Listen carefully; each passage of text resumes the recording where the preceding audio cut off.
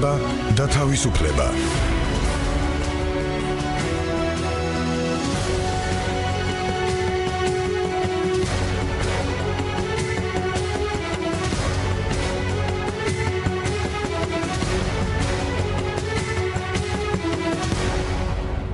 მოგესალმებით, რადიო პირველი არხი წარმოგიდგენთ გადაცემას უფლება და თავისუფლება. მე ვარ მედეა იმერლიშვილი. დღეს ჩვენ ვისაუბრებთ ადამიანის უფლებებზე საქართველოში 2017 წელს, ადამიანის უფლებების დაცვაზე საქართველოში.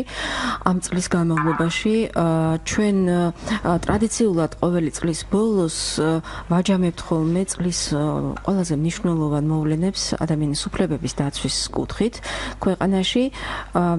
ამჯერადაც ჩვენთან არის სტუმრები, რომლებიც ისაუბრებენ დავეთ მოსაზრებებს გაგვიზიარებენ იმის შესახებ თუ რა იყო მნიშვნელოვანი 2017 წელს ადამიანის უფლებების დაცვის კუთხით ჩვენს ქვეყანაში, რა ძირითადი გამოწვევები იყო, რა ცვლილებები და რა წარმატებული ნაბიჯები გადაიდგა, ამაზეც რა თქმა უნდა ვიტყვით.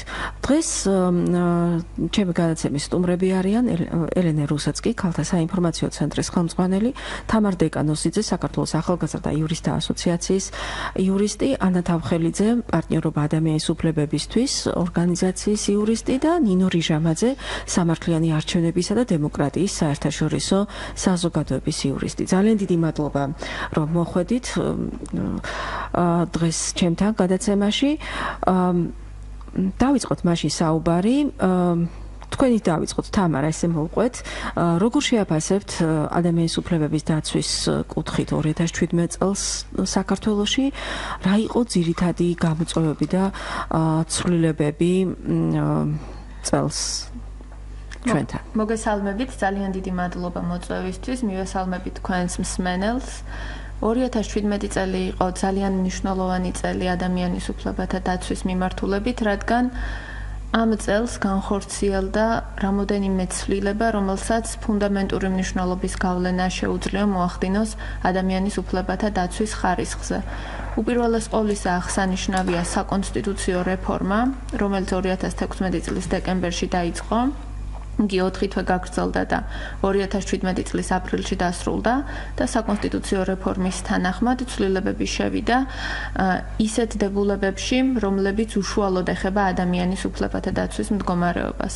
ასევე ძალიან მნიშვნელოვანი იყო სტამბოლის კონვენციის რატიფიცირება, რომელიც ქალთა მიმართ სალადობას ეხება და დაწვრილებით მასზე ჩემი კოლეგები ისაუბრებენ და კონვენციის თანახმად ცვლილებები შევიდა რამოდენიმე კანონში, 20-ზე მეტ კანონში, რომელთა მიზანიც არის ქალთა ძალადობისგან ეფექტური დაცვა და თანასწორობის უზრუნველყოფა ძალადობისგან დაცვის მექანიზმების უფრო ეფექტური მოქმედების მეშვეობით და ასევე გამოწვევა იყო პოლიციელთა მიერ ძალის გადამეტება და ეფექტური პრევენციის ამ დანაშაულთა ეფექტური პრევენციისა და მათზე რეაგირების მექანიზმების არარსებობა, მედიის თავისუფლებასთან დაკავშირებული გამოწვევები და ასევე თანასწორობასა და ადამიანის უფლებათა, უმცირესობათა უფლებათა დაცვასთან დაკავშირებული პრობლემები, რომელთა მიმართულებითაც წელს გაუმჯობესება. ანუ დისკრიმინაციასთან დაკავშირებული საკითხები. კეთილი, დიდი მადლობა, მაია, თქვენი შეფასება წლის. მოგესალმებით, მადლობა მოწვევისთვის. პირველ რიგში ლოცავ მსმენელს დამდეგრობა ახალ წელს და თქვენს რა თქმა უნდა და ვიზურვებდი, რომ 2018 წელი ნაკლებ გამოწვევების ყოფილიყო ადამიანის უფლებების კუთხით. პრინციპში ესეთ ზოგადად თამარის შეეხო თითქმის ყველა საკითხს, მაგრამ მე მინდა გავამახვილო ქალთა უფლებების კუთხით, ანუ ჩვენ გვაქვს ასე უყურებთ ერთის მხრივ რამდენად გაუმჯობესდა საკანონმდებლო და ინსტიტუციური ბაზა ერთის მხრივ, მაგრამ მეორეს მხრივ რამდენად აისახა ეს ბენეფიციარებზე, ანუ რეალურად მიიღეს თუ არა სარგებელი ადამიანებმა და გრძნობენ თუ არა უკეთეს მდგომარეობას დაცვის მხრივ, სერვისების მხრივ და ასე შემდეგ. პირველ რიგში მინდა შევეხო საქართველოს კონსტიტუციას. მე ვიტყოდი, რომ უპრეცედენტო შედეგი აქვს ქალთა მოძრაობას ჩვენ იქიდან გამომდინარე რომ მივხვდით იმისა რომ ქალთა ორგანიზაციები პირდაპირ არიყვნენ ჩართულები ამ რეფორმის ჯგუფში ეს გამოწვევა არის იმიტომ რომ ჩვენ ქალთა ორგანიზაციებს ყველგან არ გვიშვებენ ასე ვთქვათ მარგინალურ ჯგუფს წარმოვადგენთ იმ საერთო სექტორშიც მივხვდით ამისა ან ჩვენი ბრძოლის შედეგად და ეს ბრძოლა იყო კონსოლიდირებული ბრძოლა ქალთა პოლიტიკური მონაწილეობის სამუშაო ჯგუფის ეგრეთ წოდებული task force-ის ჯგუფი სადაც სხვა არასამთავრობო რამდენიმე არასამთავრობო ორგანიზაცია და საერთაშორისო ორგანიზაცია წარმოდგენილი მათ შორის ჩვენი კოლეგები გაელადან არიან წარმოდგენილი თვითონ ორგანიზაცია ჩვენ მივახციეთ იმას რომ კონსტიტუციაში შევიდა ცვლილება სადაც ჩაიწერა ძალიან მნიშვნელოვანი ჩანაწერი რომ უნდა უზრუნველყოთ ქალების რეალური თანასწორობა უნდა იყოს ქვეყანაში უზრუნველყოფილი და ეს მე ვფიქრობ ძალიან მნიშვნელოვანი შედეგი არის ზოგადად იმიტომ რომ ბევრ ქვეყანას ეს არა მაგრამ ჩვენ განვიხილეთ გერმანიის მაგალითი და სხვა ქვეყნების მაგალითი და ვთვლით რომ ეს არის ერთ-ერთი ყველაზე მნიშვნელოვანი პირველ რიგში შედეგი. ასევე მეორე მინდა ვთქვა რომ ეს კონსოლიდირებული ჯგუფური მუშაობა რომელიც ქალთა პოლიტიკური მონაწილეობის ჯგუფი მუშაობდა აგრძელებდა მუშაობა task force-ში ძირითადი მიზანი გვქონდა ქალთა პოლიტიკური მონაწილეობის გაძლიერება და მინდა გითხრათ რომ ქვეყანაში უკვე მე-6 მცდელობა არის გენდერული კვოტების ლობირების მივხვდით იმისა რომ ჯერჯერობით არ არის მიღებული ჩვენი საკანონმდებლო ინიციატივა იგი 3 მოსმენით არის მიღებული და გარდა ამისა რაც ჩემთვის ყველაზე მნიშვნელოვანია და ალბათ ჩემი კოლეგებისთვის 12 დეკემბერს იყო ჩატარებული კონფერენცია სადაც იყო ძალიან მაღალი დონის კონფერენცია ანუ ყველა პოლიტიკური სხვადასხვა პოლიტიკური პარტიის წარმომადგენელი, პარლამენტის სპიკერი, ქალაქის მერი, მმართველი პარტიის ლიდერი და ასე შემდეგ მონაწილეობდნენ და პირველად მოხდა, როდესაც ასეთ დონის კონფერენციაზე რიტორიკა იყო საერთოდ შეცვლილი ამ თემის მიმართ და მოხდა სხვადასხვა პარტიების, ოპოზიციური პარტიების გაერთიანება ამ თვალსაზრისით. ამ იდეის გარშემო. იდეის გარშემო. დიახ, თუ ჩვენ წინა ისტორია გვაქვს ესეთი რომ განხილვების დროს პრინციპულ თანხმობას ვერ ვაღწევდით თვითონ კვოტების როგორც იდეის, არა კანონმდებლობის, არამედ იდეის. დღეს ეს მოსაზრება რომ ეს აუცილებელია ამ კონფერენციაზე გაჟღერდა ყველას მხრიდან. ერთადერთი ევროპული საქართველოა, რომელსაც აქვს სხვა პოზიცია, მაგრამ სხვა პოზიცია იმ თვალსაზრისით არა კვოტების წინააღმდეგ, არამედ საკანონმდებლო ინიციატივის სხვა აზრები გააჩნია, დანარჩენი ყველანი თანხმდებიან და ეს იმედს გვაძლევს, რომ საგაზაფხულო სესიაზე იქნება მიღებული ეს ცვლილება. რომც არ იყოს მიღებული, ვფიქრობ, მაინც წარმატება ეს რიტორიკის შეცვლა, მაგრამ მაინც იმედიანად ვართ, რომ იქნება მიღებული. რა თქმა უნდა, სტამბულის კონვენციის რატიფიცირება არის ერთ-ერთი დიდი წინ გადადგმული ნაბიჯი, იმიტომ რომ ამას მოყვა ჰარმონიზაცია კანონმდებლობის ერთ-ერთი მნიშვნელოვანი ცვლილება ეს არის ადევნების თვალსაზრისით გახდა დასჯადი, რაც ადამიანების გარანტიას აძლევს თუ ეს კანონის მუხლი ამოქმედება, რომ ადამიანი არის დაცული, მისი უსაფრთხოება და გადაადგილება, ასე ვთქვათ, არ არის შეზღუდული ეს ადევნების ფორმები. ასევე სექსუალურ შევიწროებაზე დაიწყო ფართომასშტაბიანი დისკუსია, ესეც არის წარმატება.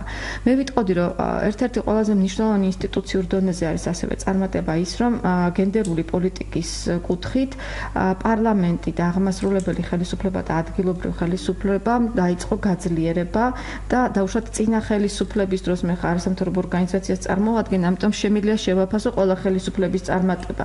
და ძალიან მნიშვნელოვანია, რომ დანგრევა კი არ მოხდა, ანუ წინა მიღწევებზე დაშენება მოხდა და თუ მაგალითად ქალბატონ რუსტამ კერვალიშვილის დროს მოხდა გენდერული თანასწორობის საბჭოს მუდმივ მოქმედ ინსტიტუციად ქცევა, დღეს უკვე საუბარია ამ ინსტიტუციის, ასე ვთქვათ, გაძლიერებაზე და სამოქმედო გეგმაც არსებობს, სადაც აი მაგალითად სექსუალური შევიწროება სამოქმედო გეგმაში არის შესული უკვე როგორც აუცილებლად გადასაქმელი ნაბიჯი.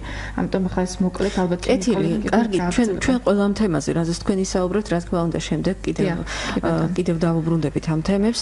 ანა, თქვენ რაზე გაამახვილებდით ყურადღება? რა იყო თქვენი ორგანიზაციისთვის, თქვენი წლევანდელი საქმიანობისთვის პრიორიტეტული? მოგესალმებით. მე ყურადღებას გავამახვილებ ქალთა უფლებების და ასევე ბავშვთა უფლებების დაცვის კუთხით, რა ის თქვა მნიშვნელოვანი მოვლენები მოხდა 2017 წელს. ნამდვილად დავით ახმები, რომ სტამბოლის კონვენციის რატიფიცირება და მის საფუძველზე განხორციელებული საკანონმდებლო ცვლილებები ნამდვილად წინ გადადგმული ნაბიჯი იყო როგორც ქალთა უფლებების დაცვის კუთხით, ასევე ეს ცვლილებები გარკვეულწილად ბავშვებსაც შეეხოთ, მაგალითად ძალადობის მოწმე ბავშვებს, მათი დაცვის დამატებით გარანტიები გაჩნდა ეროვნულ კანონმდებლობაში, რაც ბუნებრივია მისასალმებელი. ამაზე მოგვიანებით დეტალურად ვისაუბრებთ, თუმცა ყურადღების მიღმა ვერ დავტოვებთ იმ ფაქტს, რომ მთავარი არ არის საკანონმდებლო ბაზის არსებობა, მთავარი ასევე არის მისი აღსრულება. გარკვეულწილად პრაქტიკაში ვაწყდებოდით პრობლემებს, რომ სამართალდამცავი ორგანოები არ იყვნენ მზად ამ ცვლილებებისთვის, შესაბამისად მათი ეფექტური აღსრულება პრაქტიკაში ვერ ხერხდებოდა. ეს შეიძლება თქვა და აი კონკრეტულად რაში გამოიხატებოდა ანა ეს. იგივე თუნდაც ახსენეთ ადევნების მუხლი, რომელიც ახალი ჩანაწერი არის სისხლის სამართლის კოდექსში, ხშირ შემთხვევაში სამართალდამცავ ორგანოებს უჭირდათ ადევნების იდენტიფიცირება და კვალიფიკაციის სწორად განსაზღვრა. იგივე მსხვერპლ ბავშვებთან მიმართებით ან მოწმე ბავშვებთან მიმართებით მსხვერპლის სტატუსის მინიჭება ისევ პრობლემად რჩება, იმიტომ რომ არის სიახლე და კარგად არ არის უწყებები გაცნობიერებული ამ ცვლილებებთან მიმართებით. განსაკუთრებით მნიშვნელოვანი ასევე 2017 წელი იყო იმ კუთხით, რომ ძალიან ბევრი პრობლემა გამოჩნდა ბავშვთა უფლებების კუთხით, ზოგადად ბავშვებში არსებულ პრობლემებთან დაკავშირებით, თუნდაც ბოლო დროს განვითარებული მოვლენები ის, რომ ბულინგი არის სერიოზული პრობლემა სკოლებში და სახელმწიფოს რეალურად არ აქვს შემუშავებული პოლიტიკა ბულინგის წინააღმდეგ ბრძოლისათვის. კეთილი, ძალიან დიდი მადლობა ანა, ძალიან მნიშვნელოვანი საკითხები ჩამოთვალეთ და თქვენ ნინო, თქვენ როგორც სამართლიანი არჩევნების წარმომადგენელი, რა თქმა უნდა, არჩევნებზე გაამახვილებთ ყურადღება ამ თვალსაზრისით. ეს წელი ძალიან მნიშვნელოვანი იყო. გისმენთ. კიდევ ერთხელ მივესალმებით თქვენს მსმენელს. ამ შემთხვევაში წელს იყო საარჩევნო წელი და საქართველოს მოქალაქეებმა აირჩიეს ადგილობრივი თვითმმართველობის წარმომადგენლები. აქედან გამომდინარე მნიშვნელოვანი ნაწილი იყო ეს ამ ზოგადად ადამიანის უფლებათა განხილვის თვალსაზრისით და ამ პროცესების საწინდარი სამწუხაროდ იყო თვითმმართველი ქალაქების გაუქმება. მოგეხსენებათ, რომ საქართველოს ხელისუფლებამ 2017 წლის ივლისში გაუქმა 7 თვითმმართველი ქალაქი, რომელიც 5 თვითმმართველ ქალაქს დაემატა 2014 წელს და მაშინ ეს რეფორმა შეფასდა როგორც წარმატებული და რეალური დეცენტრალიზაციისგან გადადგმული მნიშვნელოვანი ნაბიჯი. სამწუხაროდ აღნიშნული საკითხების გადაწყვეტის წინა ყოფილა საჯარო განხილვები, საზოგადოების ფართო მონაწილეობა და დისკუსია არ უძღოდა ამ პროცესებს წინ და ეს ერთპიროვნული გადაწყვეტილებით მოხდა ამ შედეგის მიღება და მის ინიციატორი იყო რეგიონალური განვითარების სამინისტრო და ეს შესაძლოა ნეგატიურად შეფასდეს იმ გარემოებიდან გამომდინარე, რომ წინ იყო თვითმმართველობის არჩევნები. თავად არჩევნების პროცესი შეიძლება შეფასდეს ლეგიტიმურად და მნიშვნელოვანი გაუმჯობესებაც იყო თავად საარჩევნო პროცესის თვალსაზრისით იგივე არჩევნების დღეს, თუმცა არსებობდა ხარვეზები, როგორც წინა საარჩევნო პერიოდში, ისე არჩევნების დღეს და არჩევნების შემდგომ პერიოდში. ამ ნაწილში გამოყოფდი წინა საარჩევნო პერიოდში ზოგადად აგიტაციაში ჩართული პირების მონაწილეობას უკანონოდ და ჰქონდა პრობლემები ამასთან დაკავშირებით. და საარჩევნო ადმინისტრაცია არ რეაგირებდა ეფექტურად დარღვევებზე. არჩევნების დღეს თბილისში ტენდენციის სახით გამოიკვეთა ის, რომ კოორდინატორები მმართველი პარტიიდან წერდნენ ამორჩევლის მაიდენტიფიცირება. ის ახლა მახსენდება, ჩვენ მაშინ გადაცემაშიც ვსაუბრობდით ამ თემაზე, ხომ? ეს რაღაც ახალი ტენდენცია იყო თითქოს. ამ შემთხვევაში გამდინარე იქიდან, რომ ისინი არ იცნობდნენ ამორჩევლებს ხშირად იყო კოორდინატორების დავალება, რომ აღენუსხათ მოსული ამორჩეველი და გადაამოწმებინათ იყვნენ თუ არა ისინი მოსული საარჩევნოობაზე, რამაც შექმნა დაბრკოლება და რეალურად ამორჩელის ნების კონტროლი, ამ ჩვენს შევაფასეთ როგორც ამორჩელის ნების კონტროლი და ნეგატიურად შევაფასეთ ეს ფაქტი, ხოლო რაც შეეხება არჩევნების შემდგომ პერიოდს, აქ საუბარი იყო საჩივრების და განცხადებების განხილვაზე საარჩევნო ადმინისტრაციის და ზოგადად საარჩევნო პროცესის შეჯამებაზე, სადაც იყო გარკვეული ხარეზები, გვაქვს შენიშვნები საოლქო საარჩევნო კომისიის საქმიანობასთან დაკავშირებითაც, რასთანაც ჩვენ მოვამზადეთ შესაბამისი რეკომენდაციები და იანვრის თვეში წარუდგენთ საზოგადოებას და არჩევნების თვითმმართველობის საკითხებთან დაკავშირებით აი ეს ძირითადი ნაწილი შემიძლია გამოვყო და კიდევ შეიძლება კიდევ არჩევნთან დაკავშირებით ვისაუბრებდი იმ საკითხზე რომ მხოლოდ ორი ქალი მერობის კანდიდატი ყავდა ამ არჩევნებზე რაც თვალნათლივ ცხადად მიუთითებს იმას რომ ქალთა ჩართულობა პოლიტიკაში დიახ რაზეც ისაუბრის მაიამ და თამარმა კი ბატონო ძალიან დიდი მადლობა ნინო თამარ ისევ თქვენთან მექნება შეკითხვა აი თქვენ დაიწყეთ კონსტიტუციაზე საუბრეთ შეგიძლიათ რომ ამ ცვლილებებზე ცოტა უფრო დაწვრილებით გითხრათ რატომ იყო მნიშვნელოვანი ეს ცვლილებები და გარდა იმისა რომ ჩამოგვითვლით ამ ცვლილებებს აი ელენემ ახსენა ესეთი სიტყვები რომ ადამიანის უფლებები და ეს საკანონმდებლო ცვლილებები ეს არ არის განყენებული საკითხი ხო და ეს გვეხება ყველა თითოეულ ჩვენგანს ყველა მოქალაქეს და აი ეს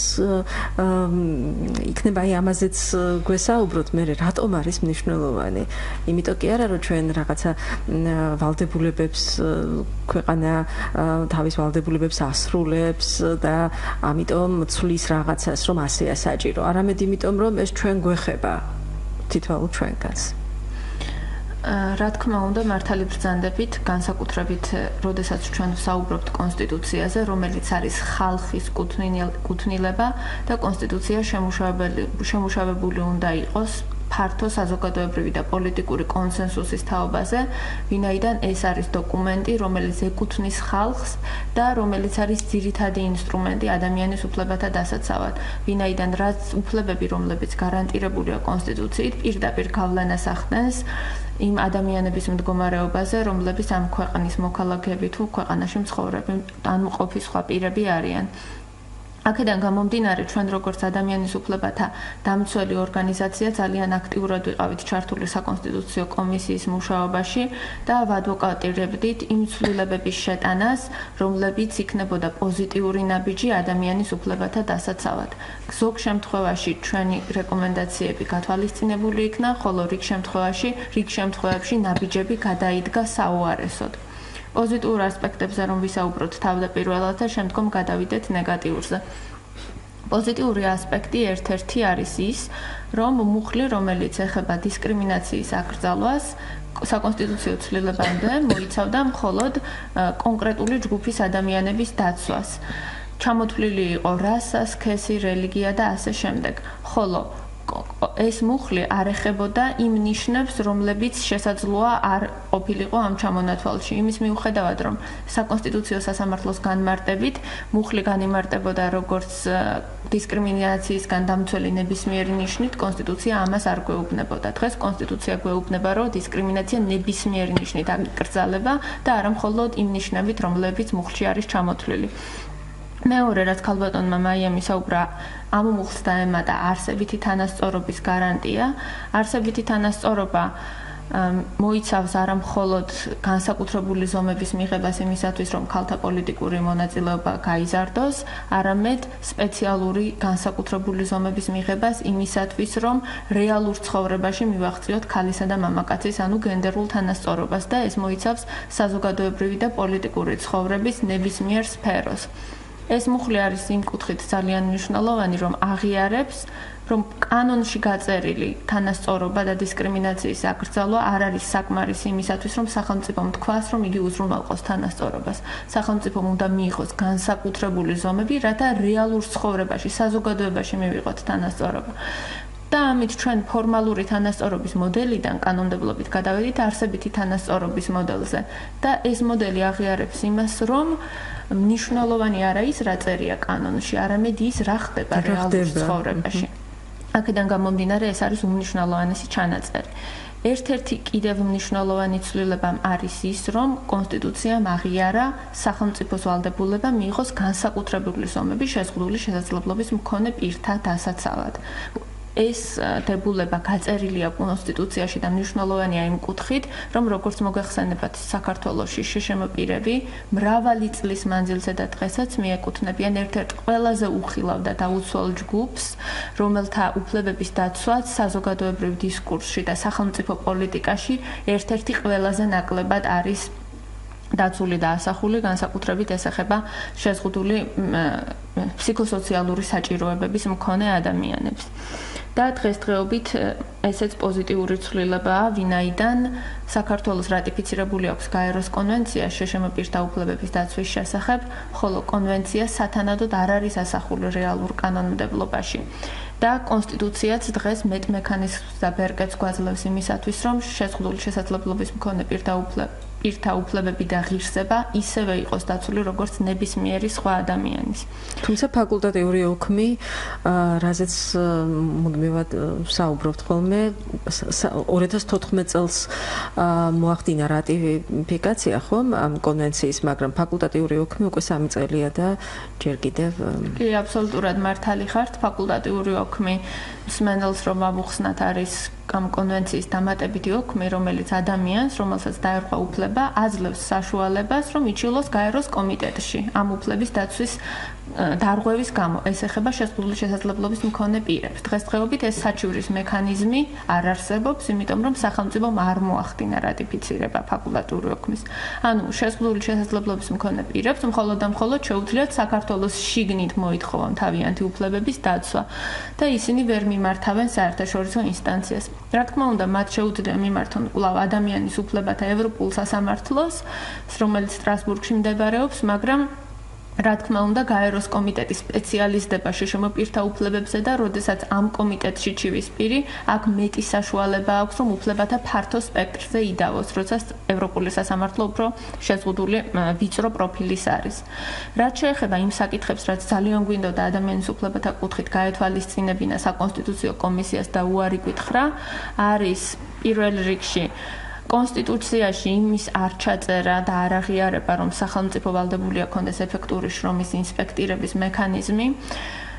ჩვენ ვიგებთ ძალიან ხშირად ფატალური შედეგების შესახებ, რომელიც მოყვება შრომის პირობების დაუცველობას სამუშაო ადგილზე, რაც ხშირ შემთხვევაში ადამიანთა გარდაცვალებით სრულდება და სტატისტიკა არის მართლაც და ძალიან დიდი.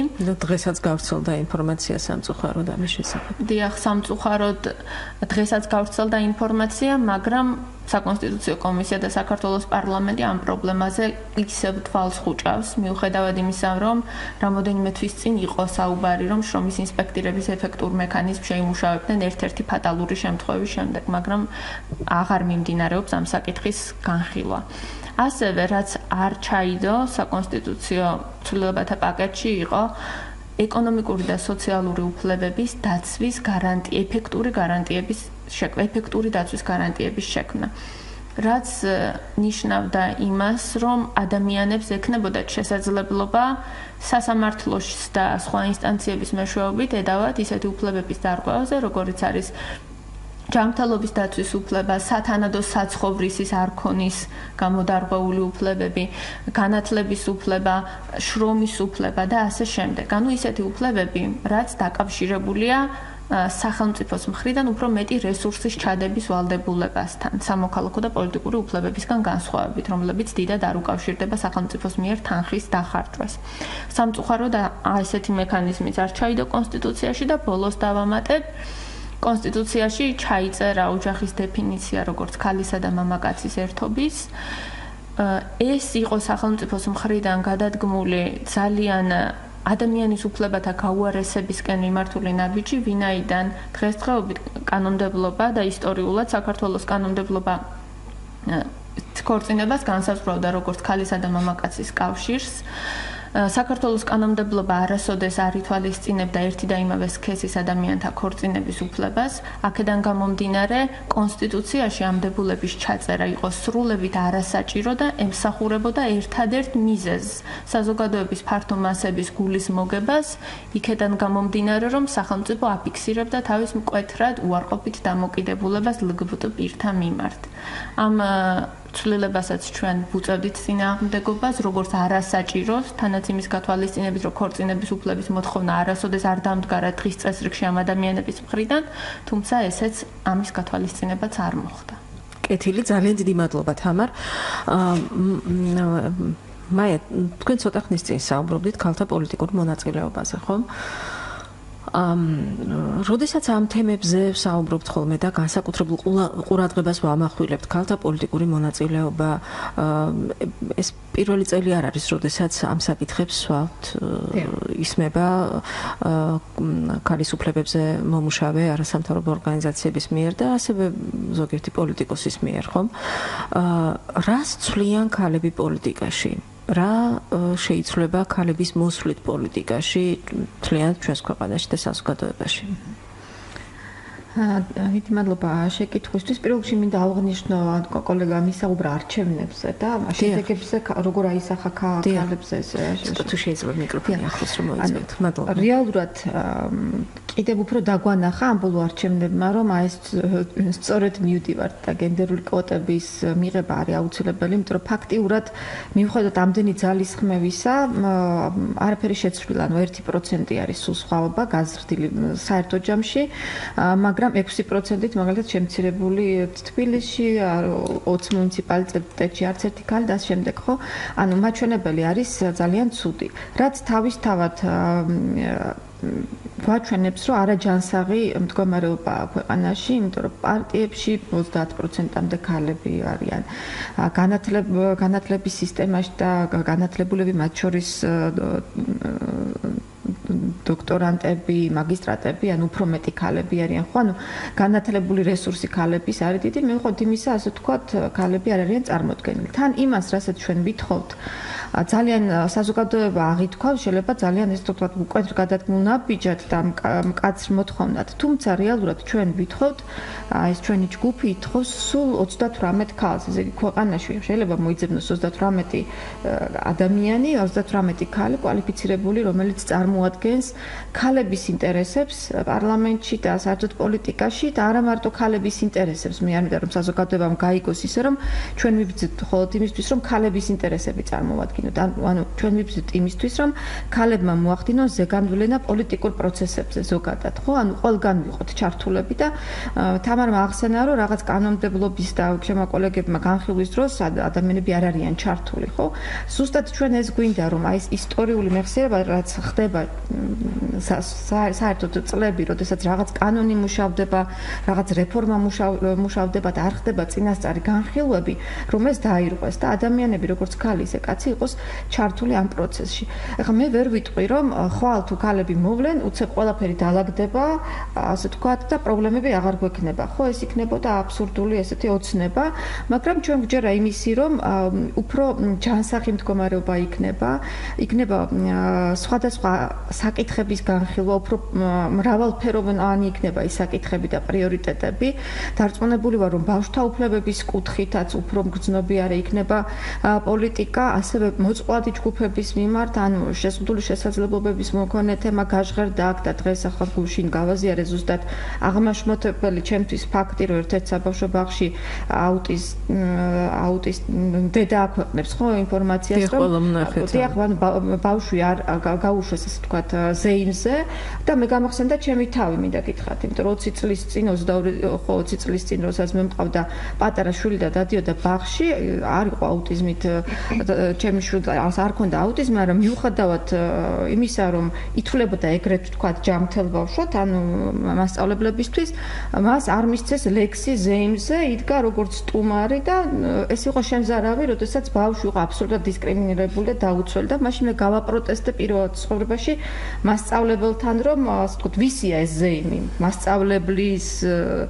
ვისია თუ ბავშვების ზეიმია დღეს შეიცვალა პოზიტიურად ის რომ თუნდაც აი ეს დედა რომელსაც ძალიან დიდ პატივს ვცემ რომ ამოიღო ხმა შეუძლია ხმის ამოღება და საუბარი თუნდაც ღიად Facebook-ის გვერდზე ეს ისევ ამ მშობლების დამსახურება დიახ ასევე მინდა დამსახურება ჩემ კოლეგებსაც აღნიშნო რომ თუ დავუშვათ წლების წინ ჩვენ მონიტორინგს რო ვაწარმოებდით ჩვენივე მუშაობის ხო ქალთა უფლებების კუთხით ჩვენ არ ქონდა პრეცედენტები ქალის უფლების დაცვის სასამართლოში ძალიან ცოტა პრეცედენტები ქონდა ხო დღეს ეს პრეცედენტები გაიზარდა ესე იგი ვიწყებენ ამაზე საუბარს ორგანიზაციებისთვისაც პრიორიტეტი ხდება ეს და ჩვენ გვაქვს კონკრეტული მაგალითები რომ მე ამოვიღე ხმა და მე ვიყავით თუმცა გვაქვს ცუდი შემთხვევებიც როდესაც ვერ ვიცავთ იმიტომ რომ არ გვაქვს იმხელა ბერკეტები და შეიძლება კანონმდებლობაში არის ცვლილება ამიტომ მე ვფიქრობ რომ სწორედ ქალების მოსვლით პოლიტიკაში ჯერ ეს ერთი სამართლიანობა დადგება ანუ ჩვენ ეს არის სამართლიანობა ვისაუბრობთ კონსტიტუციაზე და არსებით თანასწორობაზე და ჩვენ ვსაუბრობთ სამართლიანობაზე იმიტომ რომ მე და თამარი ერთად ვიყავით ასე ვთქვათ გაეროში როდესაც სიდოს კონვენციის ალტერნატიულ ანგარიშს განიხილავდნენ საქართველოს კუთხით და ეს პირდაპირ ბმაში არის იმიტომ რომ კომიტეტი მოუწოდებს საქართველოს რომ ყველა ქვეყნებს რომ თუ რეალურად ირღვევა ადამიანის უფლება, კანონმდებლობა არის მოწესრიგებული და ყველანაირი ნაბიჯი გადაიდგას იმისთვის, რომ რეალურად არსებითად გამოსწორდეს სიტუაცია და სწორედ ეს კონსტიტუცია ამაში გვეხმარება და სხვა ნაბიჯებში. ამიტომ თუმცა ამავდროულად ძალიან ბევრი გამოწვევები გვაქვს ამასთან მიმართებაში, იგივე მინდა გავიხსენო, ახლა ვიხსენებ წელს და არ ვსაუბრობ მე პირადად ჩემი ორგანიზაციის მიღწევებზე, ეს იყო მაგალითად მარში, ხო, ცნობილი მარში, რომელსაც ამერე ალტერნატიული ქალების მარში ძალიან მნიშვნელოვანი. მე მინდა ვთქვა, რომ ძალიან მნიშვნელოვანი იყო ჩემი ორგანიზაციისთვის, რომ და ვფიქრობ, რომ ჯერ საზოგადოებისთვის არ არის ნაჩვენები, მხოლოდ ნაწილისთვის იქნება მნიშვნელოვანი, იმიტომ რომ ჩვენ გავაკეთეთ ფილმი ქალთა მოძრაობაზე, თაობათა დიალოგი და ამითი ასე ვთქვათ, ეს წელს მოამზადეთ ეს ფილმი.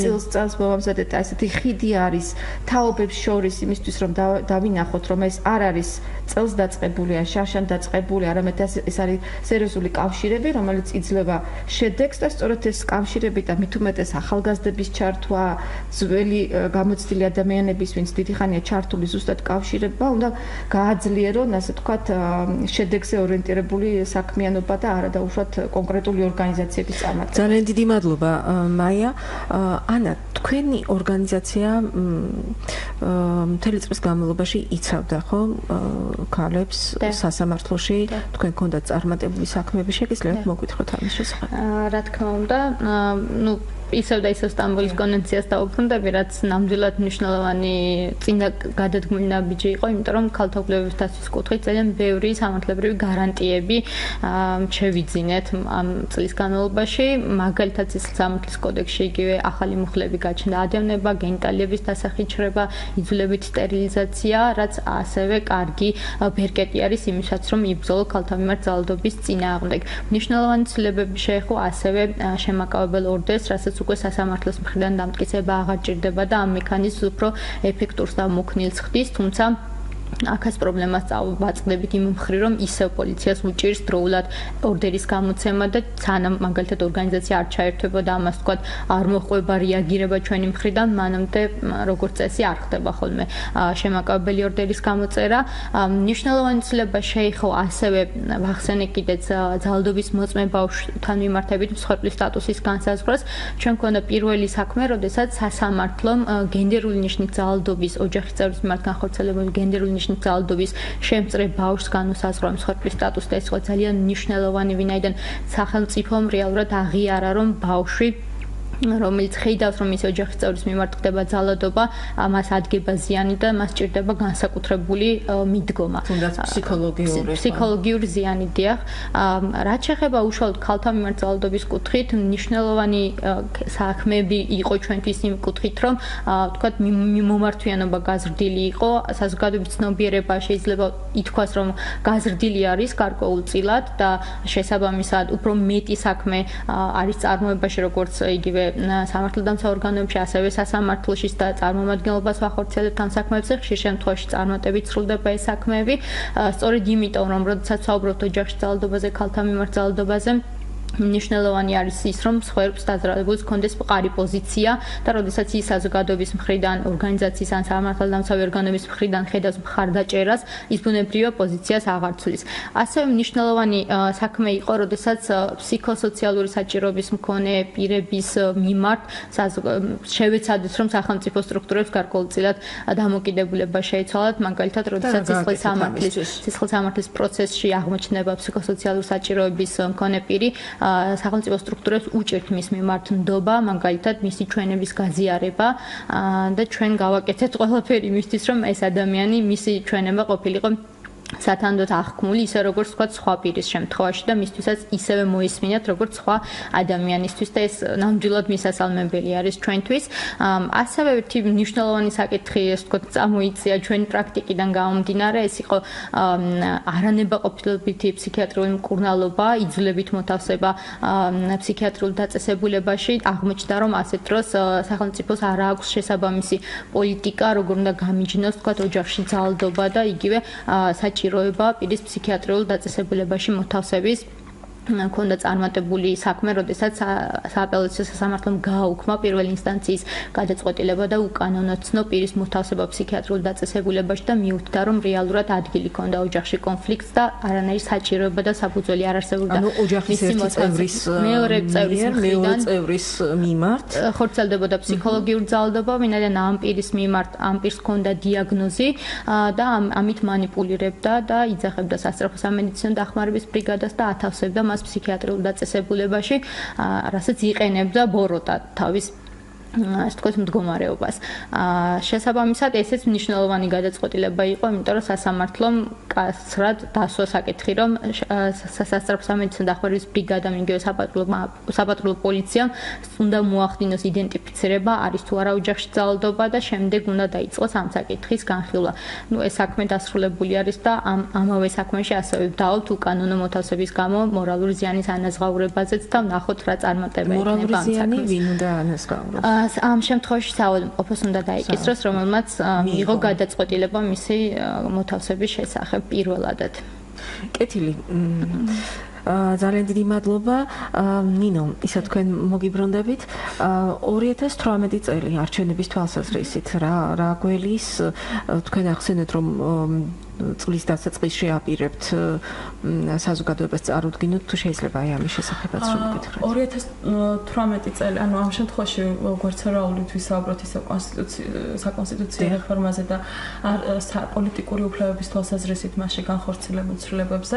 სამწუხაროდ პარლამენტმა საარჩევნო სისტემა, საქართველოს პარლამენტის არჩევნებთან დაკავშირებით საარჩევნო სისტემის ცვლილება გადაავა და ის 2024 წელს ამოქმედება და ჩვენ 2020 წელს მოგვიწევს ისე მაჟორიტარი დეპუტატების არჩევა. მაჟორიტარი დეპუტატების საქმიანობასთან დაკავშირებით და ზოგადად ამ არსებული საარჩევნო სისტემის მიმართ გვაქვს კრიტიკული დამოკიდებულება. ვფიქრობთ, რომ ეს ვერ უძლებს ვერანაირ კრიტიკას ეს სისტემა და მანკიერი პრაქტიკა არის ზოგადად მაჟორიტარული სისტემის არსებობა. ამასთან დაკავშირებით ასევე გვქონდა და მოვამზადეთ ანგარიში გასული პარლამენტის მაჟორიტარი დეპუტატების საქმიანობასთან დაკავშირებით და იქ არსებულმა შედეგებმა ნათლად დაგვანახა, რომ მათი საქმიანობა და მათი კომუნიკაცია ამ მრჩეველთან არაფრით არ განსხვავდება სხვა სისტემით არჩეული დეპუტატების საქმიანობისგან.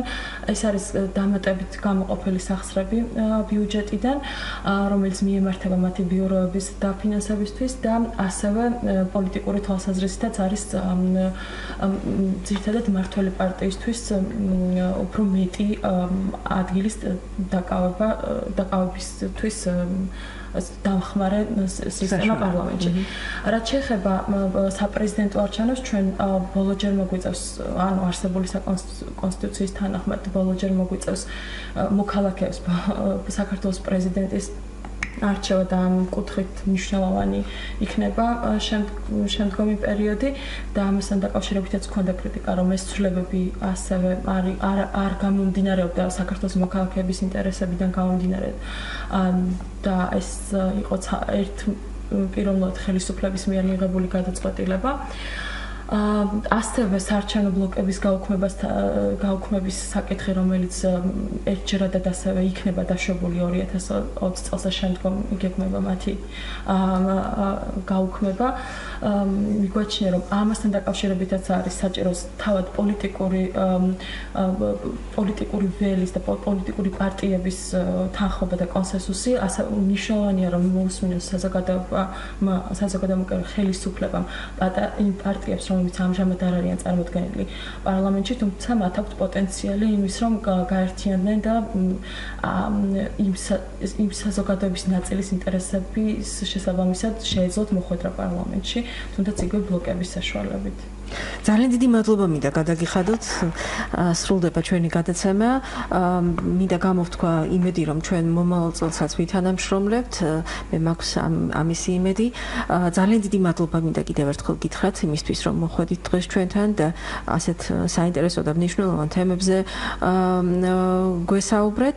ელენე რუსეცკი, ქალთა საინფორმაციო ცენტრის ხელმძღვანელი, თამარ დეკანოსიძე, საქართველოს ახალგაზრდა იურისტთა ასოციაციის იურისტი, ანა თავხელიძე, პარტნიორობა ადამიანის უფლებებისთვის იურისტი, ნინო რიჟამაძე, სამართლიანი არჩევნებისა და დემოკრატიის საერთაშორისო საზოგადოების იურისტი იყვნენ დღეს უფლება და თავისუფლების სტუმრები. მე დეა იმერლიშვილი უძღვებოდა გადაცემას. მე მინდა ჩემს სტუმრებსაც წინასწარ ვუსურვო ბედნიერი ახალი წელი და ჩვენს მსმენელსაც ვუსურვო ბედნიერება და სიხარული, ყველაფერი კარგი 2018 წელს და ჩვენ მომავალ წელს შევხვდებით ერთმანეთს. ნახვამდის.